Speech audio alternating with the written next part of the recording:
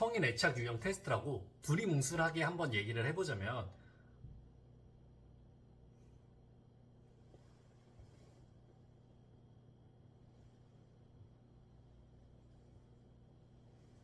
안정형, 회피형, 불안형, 불안 회피형으로 나뉘어서 네 가지로 이 사람이 얼마나 건전한 애착 유형 관계를 가지고 있냐에 대해서 분석해놓은 지표가 있어요. 근데 이 중에서 회피형에 대해서 잘 알려지지 않은 사실이 있기 때문에 한번 이야기해보도록 하겠습니다. 저는 원래 애착 유형 테스트를 했을 때 안정형으로 항상 나왔거든요. 그런데 다시 한번 생각해보니까 저는 안정형이 아니라 회피형이었던 것 같아요. 그 이유를 한번 말해보도록 할 건데, 애착 유형에서 회피형은 뭘 말하는 거냐면 타인 부정을 의미해요. 안정형은 자기 긍정, 타인 긍정, 불안형은 타인 긍정, 자기 부정이죠. 그래서 관계에서 문제가 생긴다면 불안형은 나 때문이야 라고 생각을 하고, 회피형은 너 때문이야 라고 생각을 많이 하는 편이에요. 관계에서 문제가 생겼을 때 불안형은 자신에게서 이유를 찾으려고 하고, 회피형은 상대방에게서 문제를 찾으려고 하고, 안정형은 상호 관계를 통해서 문제를 해결하려고 노력을 하는 경향성을 가지고 있어요.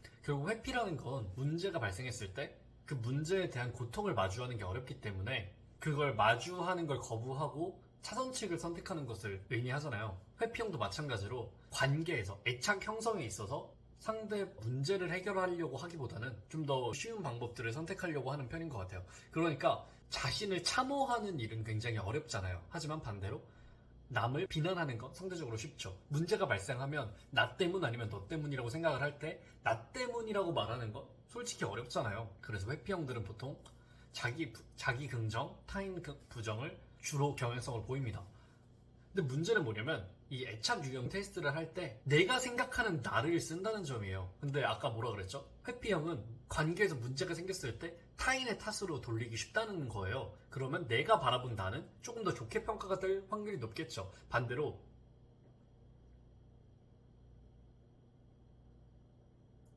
불안형들은 애착 유형 테스트를 했을 때 좀 더 나쁜 방향으로 자신을 평가할 확률이 좀 더 높아요. 근데 심각한 회피형들은 자기가 회피형인지를 몰라요. 왜냐면 자기가 생각하기에 나는 조금 더 좋은 사람이니까.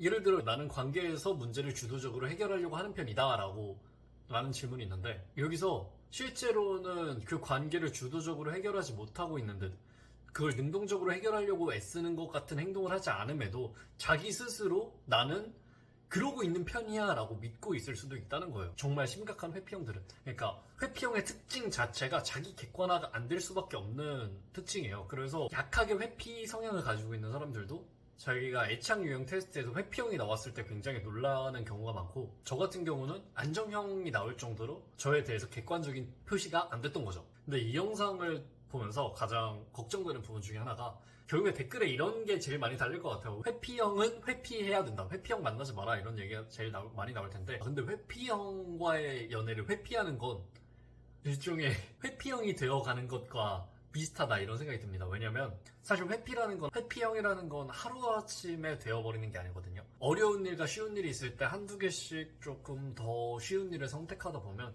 점점 더 많이 쉽고 쓸데없는 일을 선택하게 되고, 그게 계속 반복되다 보면 결국에 자신을 참호하는 어려운 일은 하지 않는 채 상대방을 비판하는 쉬운 길을 찾게 되는 것 같아요. 그런데 내가 좋아하는 사람이 있는데 그 사람이 회피형이라는 이유로 다른 만남을 찾는다거나 이러면 조금씩 회피형이 되어가는 게 아닌가 이런 생각이 듭니다. 사람은 고쳤을 수 없다고 말하잖아요. 그 말을 해석해보면 이런 거예요. 사람을 고치는 건 정말 힘들다. 그러니까 그 사람 만나지 말고 다른 사람 만나라. 근데 이것도 아까 말한 회피의 정의와 되게 비슷하거든요. 어려운 길이 있는데 조금 더 쉬운 길을 택하는 거죠. 그냥 내 사랑하는 마음을 접는 거예요. 제 생각에는 만약 좋아하는 사람이 있다면 그 사람이 회피형이라도 끊임없이 부딪히고 대화해 나가고, 저는 어떻게 회피형이 고쳐졌냐면 끊임없이 부딪히려고 했었던 것 같아요. 이게 하루아침에 회피형이 되지 못한 것처럼 하루아침에 안정형으로 될 수는 없다고 생각을 해요. 그래서 끊임없이 그러니까 모든 상황에서